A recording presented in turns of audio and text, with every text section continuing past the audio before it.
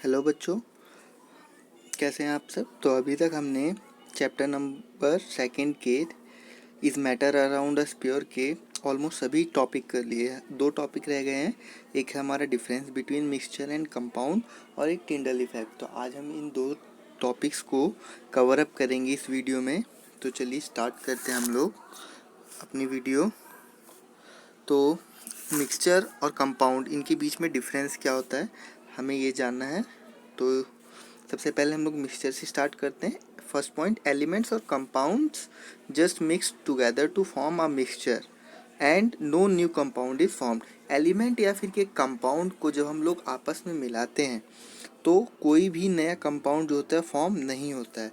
लेकिन वहीं पे अगर कंपाउंड कब बनता है, elements react to form new compound. जब एलिमेंट्स को आपस में रिएक्ट करा जाए तो न्यू कंपाउंड की फॉर्मेशन होती है। जैसे आप हाइड्रोजन में अगर ऑक्सीजन मिला देते हैं तो H2O यानी कि वाटर बन जाता है। ये एक न्यू तरीके का कंपाउंड होता है।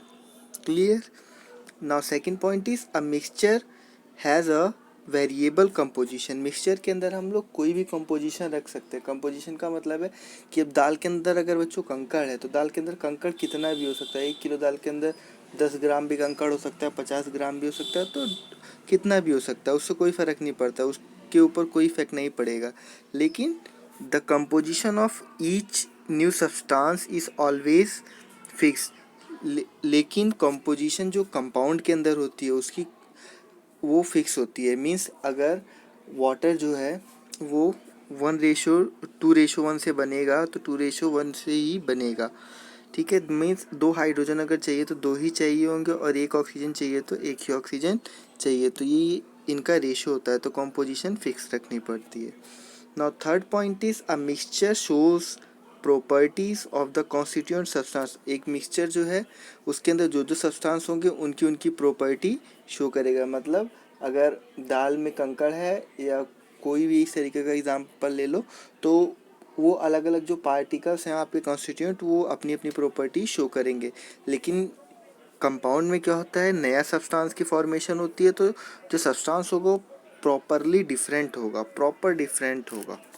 Clear. Fourth point is the constituent can be separated Fairlie easily by physical method. इसमें हम लोग बहुत ही आसानी से अपने कंपाउंड को सेपरेट कर सकते हैं।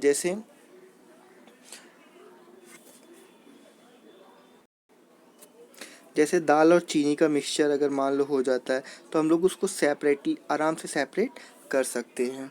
Fourth point of compound is the constituent can be separated only by chemical और इलेक्ट्रोकेमिकल रिएक्शन। इसके जो जो कॉन्स्टिट्यूएंट होते हैं उसको हम लोग खाली केमिकल या इलेक्ट्रोकेमिकल रिएक्शन से ही अलग कर सकते हैं। सिंपल तरीके से इसे अलग नहीं किया जा सकता। Now last pick is Tyndall effect. बच्चों ये जो एलिमेंट्स और जो कंपाउंड मिक्सचर और जो कंपाउंड के बीच में डिफरेंस है उसको जरूर याद कर लीजिएगा क्योंकि इम्पॉर्टेंट है। Now the last topic is Tyndall effect. Tyndall effect क्या होता है बच्चों?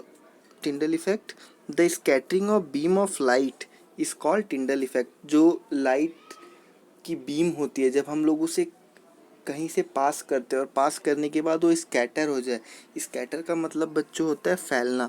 अगर वो लाइट फैल जाती है तो हम उसे टिंडल इफेक्ट कहते हैं। जैसे आपने देखा होगा अगर कोई कमरा एक बंद कमरा है उसके अंदर कहीं से सूरज की रोशनी आती है यानी कि सनलाइट आती है तो क्या होता है, आपको उसके अंदर धूल के कण जो होते हैं वो घूमते हुए दिखाई देते हैं। उसी को हम लोग टिंडल इफेक्ट कहते हैं।